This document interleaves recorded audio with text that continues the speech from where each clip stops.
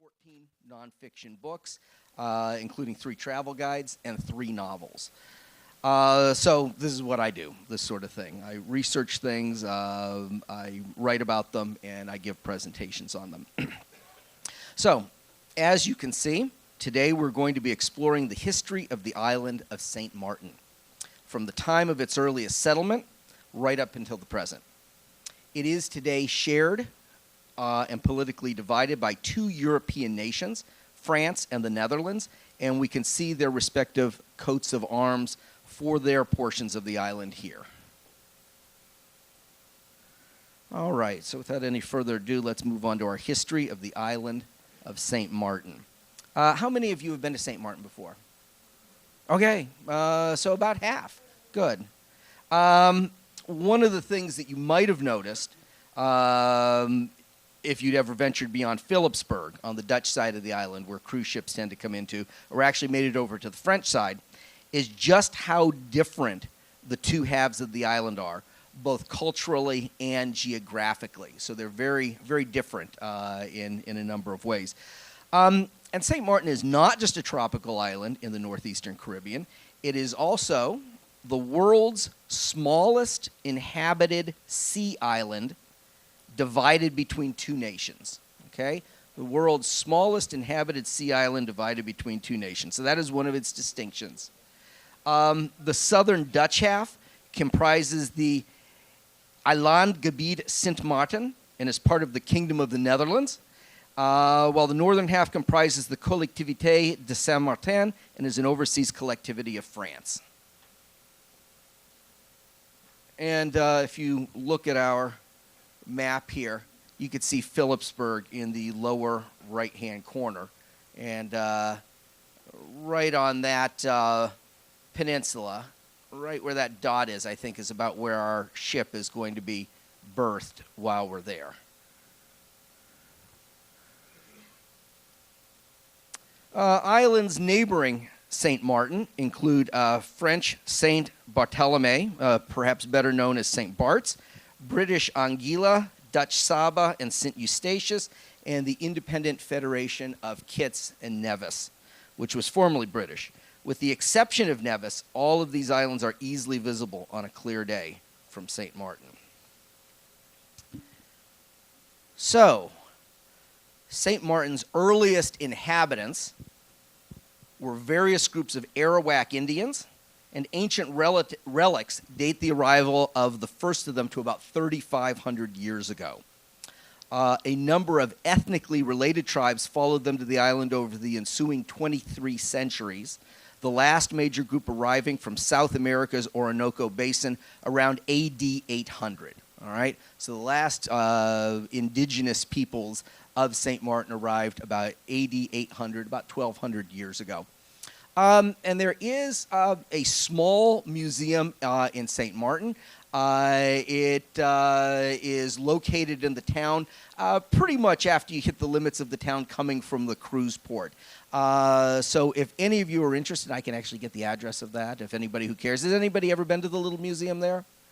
Okay. Oh, well, you ought to check that out. If you're interested in the history, if you want to learn a little bit more, see some of the archaeological relics that were associated with these people, see some of the other artifacts and relics associated with the history of St. Martin. It's a small museum. I would say the floor space of it is not any bigger than about this room, and it's located on 2 levels, so it's only going to take you about 10 minutes to go through it anyway. But if you want to just take your knowledge of St. Martin to the next level, or do something that you haven't done on your previous trips there, then I would recommend that. And it's just down one of the little side streets off of the promenade that runs along the beach in Philipsburg. All right, the Arawaks, who called the island Sauluiga, or Land of Salt, after its salt pans, were primarily a farming and fishing people who lived in villages of straw-roofed buildings that were strong enough to resist hurricanes, reputedly so anyway. They are believed to have been a relatively cultured, tranquil agricultural folk who fashioned pottery and valued artistic and spiritual pursuits, and whose social organization was headed by hereditary chieftains who derived their power from personal deities. And we know all this primarily through archaeological evidence, because the lives of these people were turned upside down with the descent of Carib Indians just a few years before the arrival of Europeans in the region. An aggressive warrior people, the Caribs, killed the Arawak men and enslaved their women. So the Arawak ceased to exist shortly before, sometime in the 15th century, before the arrival of the Europeans. The English word cannibal, by the way, is derived from an Arawak word that referred to the Caribs, the Caribs. So the Arawaks had a name for the Caribs, which we have adopted and turned into the word cannibal. So this says something for the way the Arawaks, what the Arawaks were doing to, or the Caribs were doing to the Arawaks when they got to what is now St. Martin. And the Caribs themselves are, of course, the namesake of the Caribbean Sea, upon which we're sailing now. So, by the time Europeans began to explore the Caribbean basin, the Carib society had almost completely displaced that of the Arawaks. Carib dominance in the area was itself eradicated in the mid-17th century. So, 100, 150 years after first European contact. And most of them perished in the struggle between the French, English, Dutch, Danes, and Spanish for control of the region. Everybody hear me okay? We're good? All right, good. All right. Does anybody know who we're looking at on the right there? That's on the left, on your military right. No, not St. George, not Ponce de Leon. We'll get there. Hold on. I was wondering if anybody would get this one, but everyone will say, when we get there. So in 1493, Christopher Columbus, as you rightly identified, embarked on his second voyage to the New World. According to legend, possibly fact, Columbus sighted and perhaps anchored at the island of St. Martin on November 11th, 1493, the feast day of St. Martin of Tours.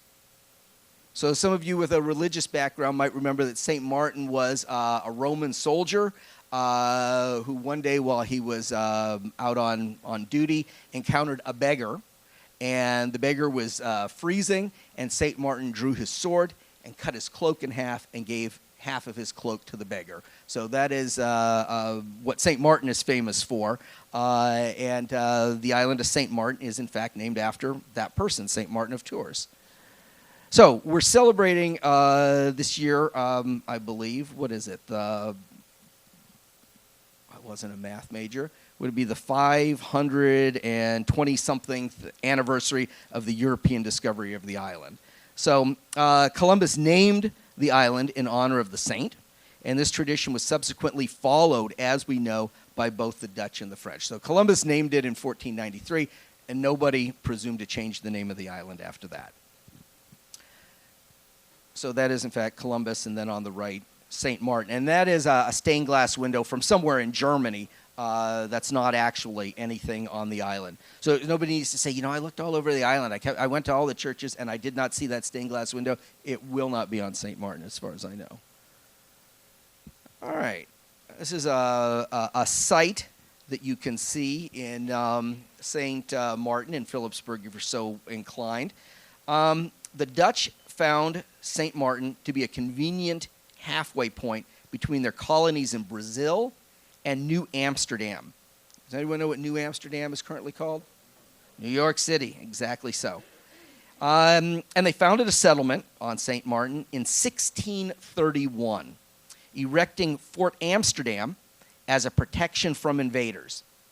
Soon thereafter, the Dutch East India Company began to collect salt from the brackish lagoons around Great Bay in the vicinity of what's now Philipsburg. Around the same time, French colonists began to cultivate tobacco on the north end of the island, and a number of British settlements were established on the island as well. So we're talking about the 1630s, these three nations, the Netherlands, Great Britain, and the French are all establishing colonies officially or semi-officially on the island of St. Martin. So these are the remains of Fort Amsterdam as they appear now on the peninsula just to the west of Philipsburg. And my wife and I hiked out to the fort when we were staying on St. Martin several years ago and spent a bit of time exploring it. And there will be a few other shots in this presentation, some of cannons that are all up at Fort Amsterdam. So it's a bit of a hike. It's probably going to take you, what would you say, Diane, from the town, probably an extra half hour to make it out there. There's the landward end of the peninsula has a resort, but this is an archaeological site, a historic site, so they're not allowed to prevent people from going to it, but you have to sort of traipse your way through a resort to get to it. So you've got to care. You've got to be motivated to visit it, but we were, and we did. All right, there we go. There is, in fact, one of the cannons in the ramparts, and you can see beyond it a cruise ship getting ready to suffer cannonade from it. All right, so this is a view of the cruise port in Dutch St. Martin, just to the southeast of Philipsburg, as seen from the ramparts of Fort Amsterdam.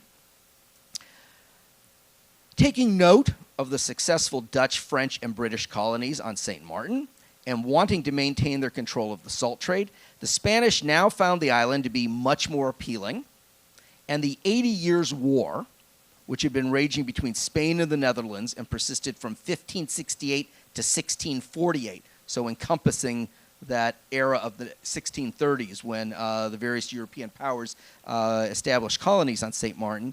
The 80 Years' War provided further incentive for the Spanish to attack St. Martin. So, Spanish forces besieged the Dutch settlement in 1633, just 2 years after it was established, seizing control and driving most or all of the colonists off the island. They took control of and improved Fort Amsterdam, so part of the ruins that we are seeing today might have, in fact, been Spanish improvements rather than the original Dutch construction. And at Point Blanche, probably within a mile of where cruise ships are berthed, while at Philipsburg, you might remember from our map, there was a peninsula that extended southward from the island. That's Point Blanche. The Spanish established an artillery battery to control access to the Great Bay Salt Pond and to help secure the island overall.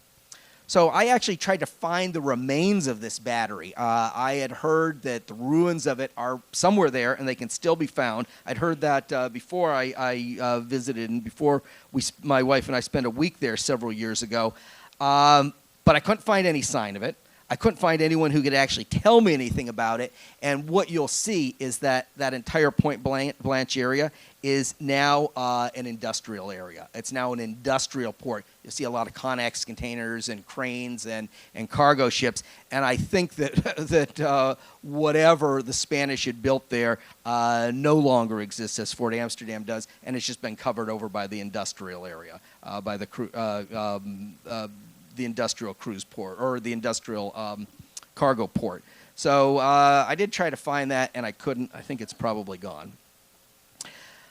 Okay, although the Dutch retaliated and made several attempts to win back St. Martin, they failed.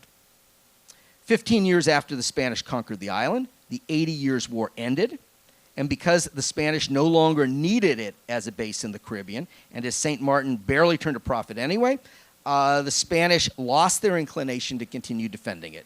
So no sense spending money to keep it as a military base if they're not profiting from it. So in 1648, the Spanish deserted the island of St. Martin. With St. Martin free again, both the Dutch and the French jumped at the chance to reestablish their settlements on it. Okay, so the island just keeps flip-flopping, and once again, it returns to Dutch and French control in 1648. And just for perspective, for those who are Americans or Canadians, just compare all this with our own histories of independence or the eras when things were happening in our own countries. I mean, the United States became independent in 1776. Or declared independence in 1776. So that's like 130 years after the events that we're talking about. So this is all very, very early on in the history of the region. So Dutch colonists came from St. Eustatius to which many had fled after the Spanish took over St. Martin. Well, the French came from St. Kitts. So after some initial conflict, so they both arrived on the island and started battling each other, both sides realized that neither would yield easily. They both wanted the island. Preferring to avoid an all-out war, especially after the bloody 80 Years' War, they divided the island, the French and the Dutch, divided the island between them and recognized this arrangement with the Treaty of Concordia, which the respective parties signed on March 23, 1648. So the Treaty of Concordia is probably the most significant historical event in the history of St. Martin because it is what officially established it as being co-held by two different nations.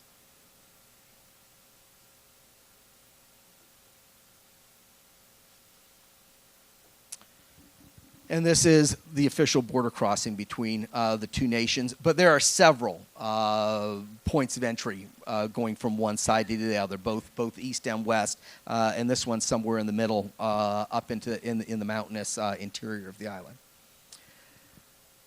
Over the past 4 or 5 decades or so, several versions of a legend about the division of the island have become popular, especially in tourism publications. So I don't know if this legend is true. It's probably not true. It's sort of a Paul Bunyan-esque type tale. So it probably isn't historically accurate. But according to this story, but it's amusing, the two sides decided to hold a contest to determine how much of the island would be accorded to each side. So in a typical version of the story, the contest began with a Frenchman drinking a jug of wine and a Dutchman drinking a bunch of gin. When they both had sufficiently imbibed, they embarked from a specific point along the east coast of the island. Although the stories vary as to exactly where, it would probably have been around the little body of water surrounded by both nations known as the Oyster Pond. The Frenchmen headed off along the coast to the north, and the Dutchmen followed the coast south. They were not allowed to run. And they'd been drinking quite a bit anyway, so probably better they don't run. At the point where they eventually met, a line was drawn across the island, connecting their starting point with their meetup point, and this became the frontier that now divides Saint Martin from Saint-Martin. But as the Dutchman stopped at some point to sleep off the effects of the gin, the Frenchman was able to cover more distance and ended up with more land.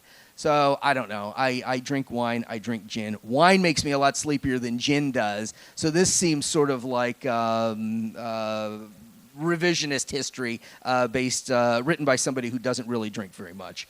And presumably the boundaries have nothing to do with that anyway. But they sort of point to the mutual chauvinism that still kind of exists between the two halves. What is probably more pertinent is that the French had a fleet of warships offshore during the treaty negotiations, which is why they ended up with about twice as much land as the Dutch.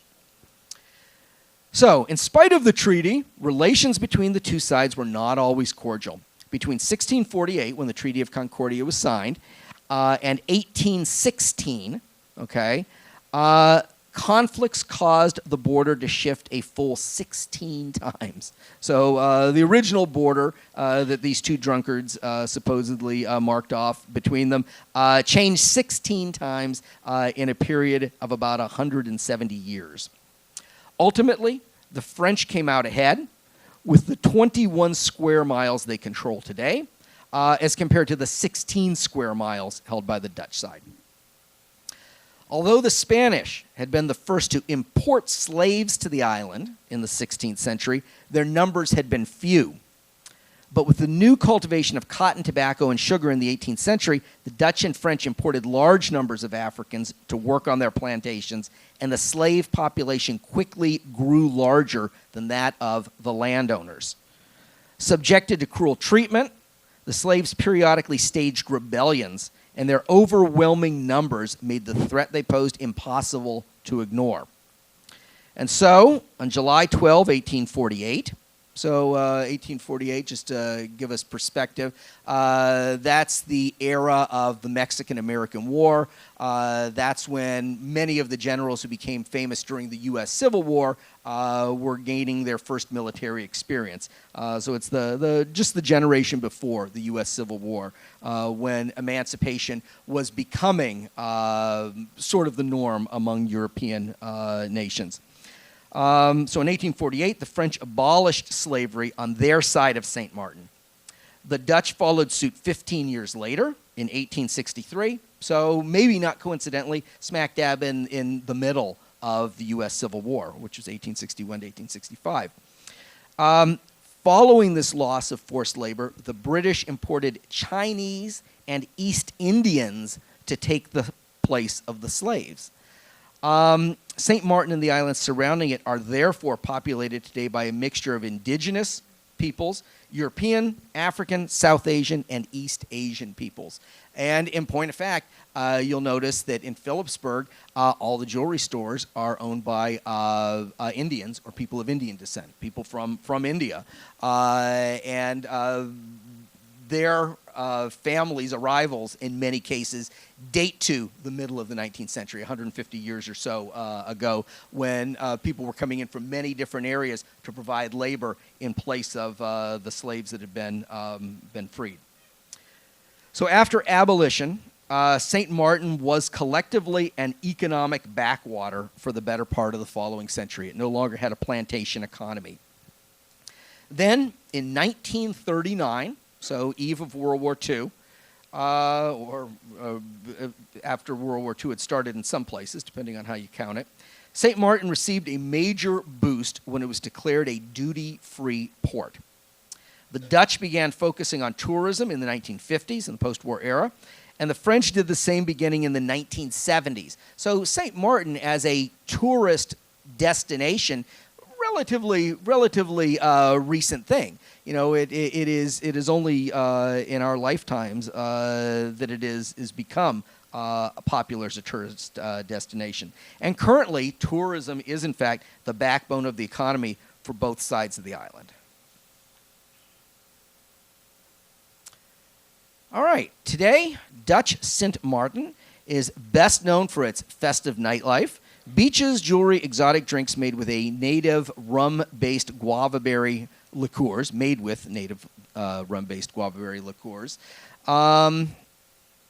plentiful casinos, that's all on the Dutch side, while French Saint Martin is known for its nude beaches, not all of them as appealing as you might think, clothes, shopping, and French and Caribbean cuisine. So the main towns are Phillipsburg on the Dutch side, and we can see the main street of Phillipsburg, and that looks pretty abandoned, doesn't it? There's nobody on that street. Well, my wife and I spent a week while I was doing research for a number of projects. We spent a week in St. Martin, I think it was about 9 years ago, and when there's not a cruise ship there, they really almost literally roll up the sidewalks. We couldn't even find places to eat. I mean, we're staggering around, starving, and everything's just buttoned up. It's absolutely bizarre. So yeah, the whole nature of Phillipsburg just changes immediately when there are not cruise ships in port. The interesting thing is the French side feels much less artificial. If you go to Marigot, which is the capital of the French side, it's a real city. It's a little city, but it's a real city, and it looks like a southern French. It looks like a French Riviera coastal town, is what it looks like. It looks like a French Riviera coastal town that just happens to be located in the Caribbean, and that's what it is. Very much so. So it feels much more vital, and there will almost certainly be excursions that are offered to Marigot, but also to a place called, is it Grand Casse?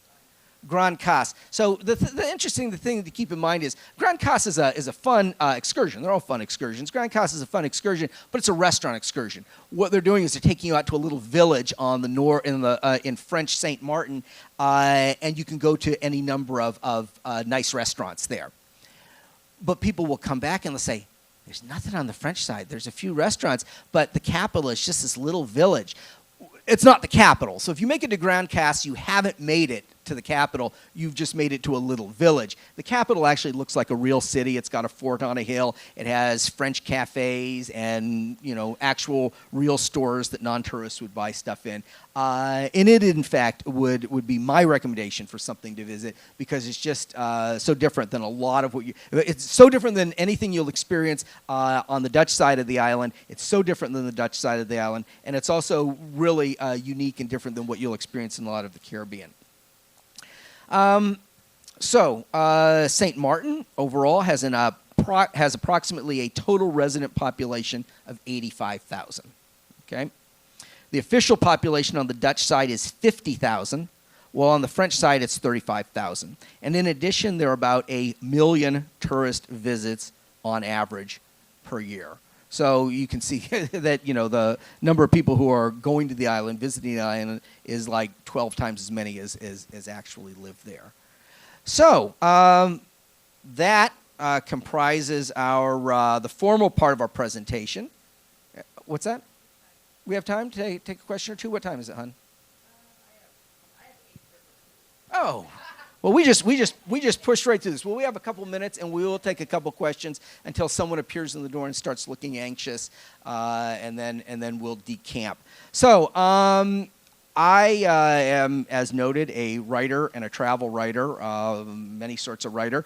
So, if anyone is interested in following my travels or reading about what I've written about this cruise, because I'm posting every day, you can go to my travel site, which is varholatravel.blogspot.com, and then my personal blog, which has anything that constitutes a rant or whatever, is at varhola.blogspot.com. And if you think of a question that you want to ask or you want to stay in touch or anything at all, my email address is varhola@varhola.com. So I try to keep it pretty simple. And then those are some of my books. I don't think I have updated that recently, but it's got a number of my travel guides and history books up there. So we will try to take a couple questions then, seeing as we so efficiently worked our way through our presentation. Yes, sir. How much is a cab ride from Philipsburg to Marigot? I don't know, because it's been a couple years since I was on the island. I know there are buses that go to the other side. Yeah, we took the bus. Yeah, we didn't take a cab anyway. But make sure you come back early, right? Or just take the excursion. So no, I'm not sure, but the staff are going to know on board the ship. I won't want to quote you a number that was incorrect. Yes, ma'am. Euros. And dollars. Dollars move well, too. So you could spend dollars. You can use plastic. But you will, in fact, be in France. You will, or in Holland in any event. You'll be in the Netherlands. Some years back, apparently they give us a good exchange rate on the French side. Years ago, Dutch St. Martin used to be part of something called Netherlands Antilles, and that was a semi-independent, semi-autonomous political entity that was affiliated with the Netherlands. It included Aruba, Bonaire, Curacao, the ABC Islands. So a number of islands, all the Dutch-controlled islands, were part of this Netherlands Antilles, and the Netherlands Antilles was dissolved within the last decade or so. There's no such thing as the Netherlands Antilles. The control of the Dutch government has actually been tightened up somewhat. So now St. Martin is just part of the Kingdom of the Netherlands. It's a province or a collectivity. Which is going to be a technical designation similar to a province, but it is actually just part of the Kingdom of the Netherlands. So the euros are going to work, but dollars are going to work because they work everywhere in the Caribbean. Well, I was going to say except Cuba, but even in Cuba, anywhere, dollars are going to work. So yeah, you'll be fine. Yes, ma'am. I think they do. The question was, do they still have the spice market on the French side? Yeah, I don't think any of that's changed. Yeah, I think all that. So you've been on to the French side. Yeah. Did you like Marigot? Yeah. So what I was saying was right, isn't it? It's just like a little city. Yes, it is. And they open your market Uh-huh.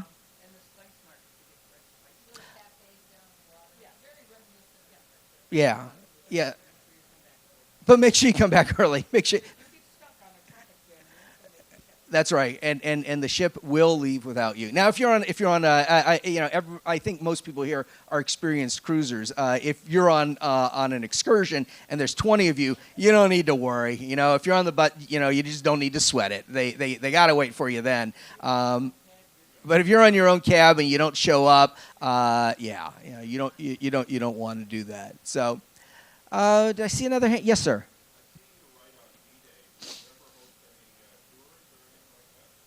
I don't. I've thought about doing tours and that sort of thing over the years, and I've just never done that. I sort of dabbled with the idea of Civil War tours when I lived in Washington, D.C.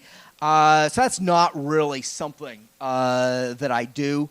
It's just something I've never really got set up to do. But yeah, that I did write a book on D-Day, and the angle that I took with my book is that it is a snapshot of the first 24 hours of the D-Day invasion. So I look at the units that were defending the Normandy beachhead, the German and Eastern European forces that they had impressed into service, and then the forces that were attacking them. So it's a snapshot of the first 24 hours. Yes, ma'am. Yeah. Yeah. Yeah, Stephen Ambrose tours are really good. Uh,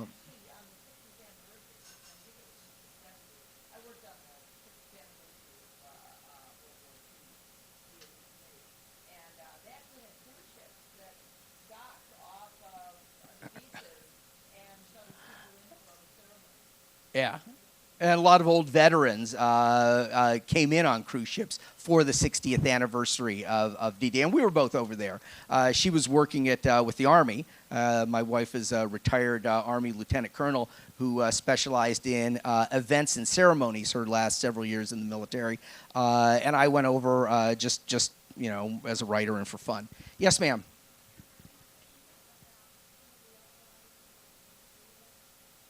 What's that? I haven't really. Have I written about some of the other islands like Anguilla? I haven't really. And the reason for that is I end up just being completely swamped with all the projects that I have, and I only write about things that I've been contracted to write about. So that sounds a little a little artificial, I guess. But I write. Travel guides to haunted places people can visit, for example. So I've written a book called Ghost Hunting Maryland, one called Ghost Hunting Virginia, one called Ghost Hunting San Antonio, Austin, and Texas Hill Country. I don't have to prove the places are haunted. I don't have to disprove they're haunted. These are travel guides that I'm writing. But, I can't tell you how often it happens. Someone will come up to me really excitedly and they'll say, "You should write a book about Gettysburg. You should write a book about Gettysburg. It's so haunted." Well, I don't write a book about Gettysburg because that's already been written many, many times, and nobody's come to me and said, "Sign this contract, and we'll pay you if you write a book about Gettysburg." So I write about the things that I've got some hook to write about. So the cruise ships stop in St. Martin, so I research St. Martin and I write about that. So it's I never get enough done as it is. So no, I really haven't focused on any of the other islands. I'd like to. I haven't even visited most of the others around it, but certainly I'd like to visit them. What's that? Right. Yeah. Just a sec. Yes, sir.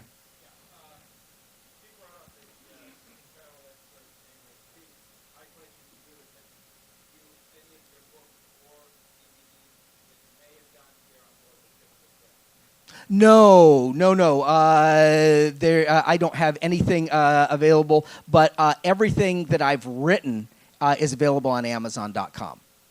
Um, most of my books are available in Kindle.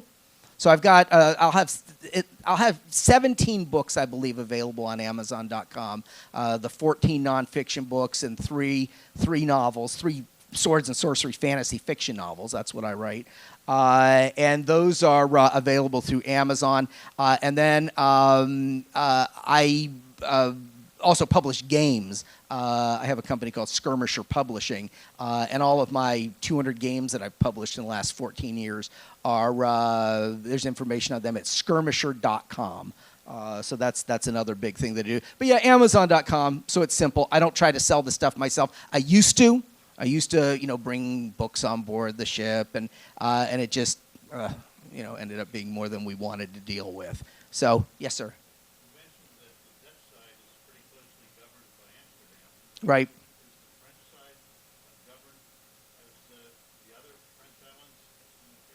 The question is the French side governed or administered by the French in the same way that the Dutch side is? Well, they're all going to have their own, conventions. But yeah, yes, it is. It is a collectivity, which is, a technical designation for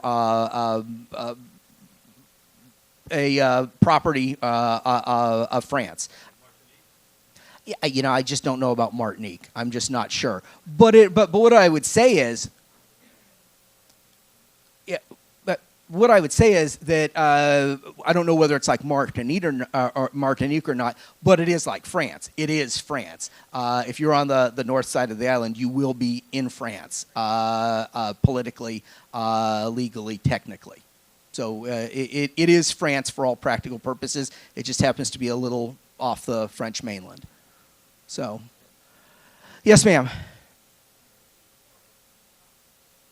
Yeah, the question is from where we make port. Can you walk to Philipsburg? You absolutely can. There is going to be like a little touristy village area that you'll disembark into. There will be shuttles and buses. Right, water shuttles that are running across the bay into Philipsburg. There are ground shuttles, I believe, buses and stuff that go. No, don't take the ground shuttle. But there are both. But actually, my wife and I, we never take the water shuttle or the ground shuttle. We always just walk into Philipsburg. It takes about 15 minutes to get into town. And one of the things that distinguishes Philipsburg is that it's one of the few cruise ports where you can actually walk to a decent beach. So there are decent beaches right along the boardwalk, such as it is, in Philipsburg. Now, most of them you've got to rent a chair or buy a bucket of beer or whatever. That's going to be any tourist beach that you go to.